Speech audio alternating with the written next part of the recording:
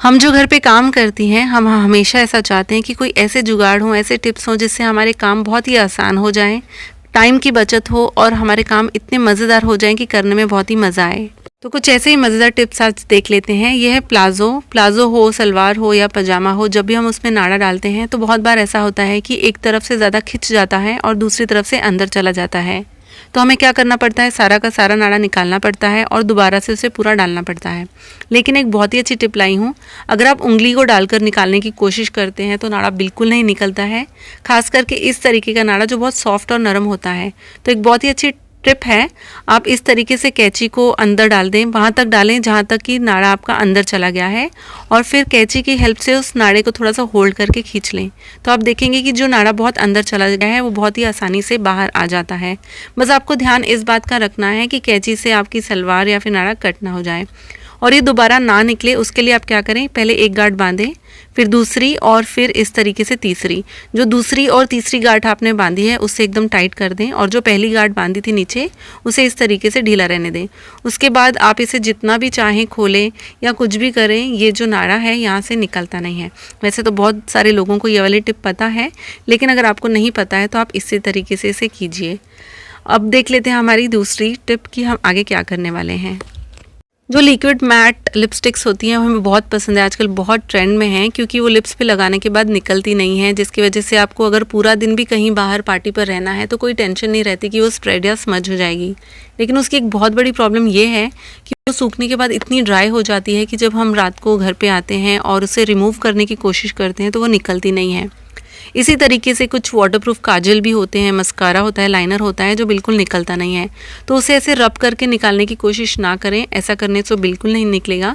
बल्कि कोई भी कोकोनट ऑयल या फिर बेबी ऑयल जो भी आप यूज़ करते हैं उसे लगा लें और उसके बाद में इसे हल्का सा भी स्प्रेड करेंगे तो जो सारा का सारा मेकअप है, लिपस्टिक है, बहुत ही ईजिली निकल जाती है। उसके बाद आप चाहें तो किसी कॉटन बड से या फिर किसी भी टिश्यू पेपर से सारा मेकअप निकाल सकते हैं। अगर आप रेगुलरली मेकअप यूज़ करते हैं तो उसे ज़बरदस्ती साबुन से या फिर पानी से निकालने की कोशिश ना करें, उससे हमारी जो स्किन है वो रफ़ होती है, ख़राब होती है। बल्कि यही सबसे अच्छा तरीका है कि आप ऑयल को स्प्रेड करें और उसके बाद में ईजिली सारा मेकअप निकालें। तो आई होप आपको ये भी टिप पसंद आई होगी। अगली टिप तो देखकर आप पक्का खुश होने वाले हैं, क्योंकि लगभग दुनिया की हर एक औरत को ये प्रॉब्लम है और आजकल तो ये प्रॉब्लम बहुत ज़्यादा चल रही है। आपको क्या करना है, थोड़ा सा प्याज ले लेना है, उसका छिलका निकाल दें, थोड़ा सा निकाल दें, थोड़ा सा रहने दें, कोई प्रॉब्लम नहीं है। उसके बाद में इस तरीके से लंबा लंबा इसे कट कर लेंगे। आप 1 या 2 दिन के लिए अगर यूज़ करना है तो आधा प्याज बिल्कुल ठीक रहेगा। पानी को बॉईल करना है किसी भी पतीले में और इस प्याज को उसके अंदर डाल देना है। आप चाहें तो प्याज के लच्छे जो हैं उन्हें अलग कर सकते हैं। अब इसी के अंदर हम थोड़ी सी चाय की पत्ती डालेंगे। आप किसी भी ब्रांड की पत्ती डाल सकते हैं, उसमें कोई प्रॉब्लम नहीं है।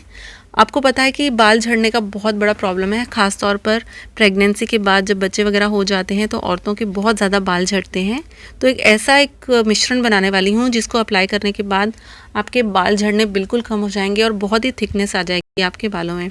तो बस इसे इस तरीके से उबालने के बाद 5 या 10 मिनट के लिए छान लें, उस प्याज को और पत्ती को अलग कर लें। अब इस मिश्रण को आपको थोड़ा ठंडा कर लेना है।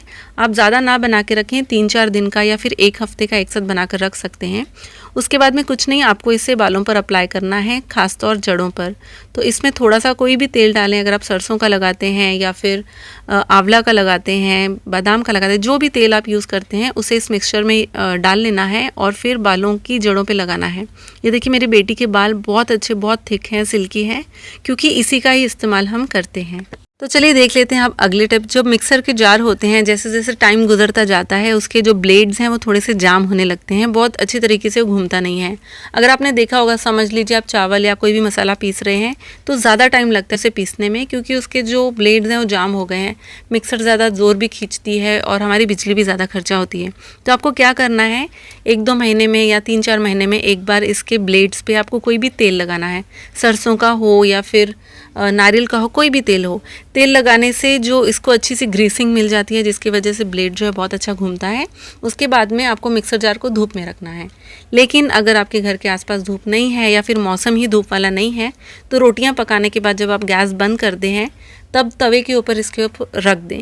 तवा ऑलरेडी गर्म होता है उस टाइम पे, तो एक हीट के वजह से जो तेल है पिघल के अच्छे तरीके से उन एरियाज़ पे पहुंच जाता है मिक्सर जार के जहाँ से वो जाम हुआ होता है।